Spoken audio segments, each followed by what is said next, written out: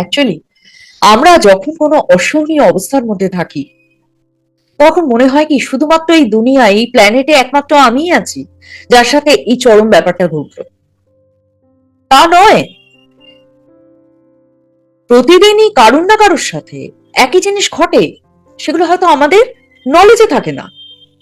তার মানে যে হয় না এমনটা নয় তো।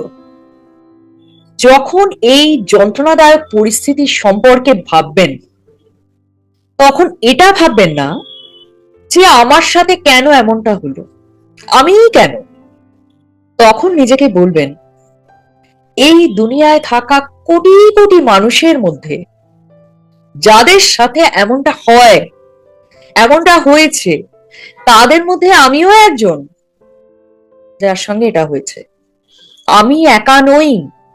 আমার মতো অবস্থায় আরো কোটি কোটি মানুষ এই দুনিয়ায় রয়েছে, আমি তাদেরই একজন।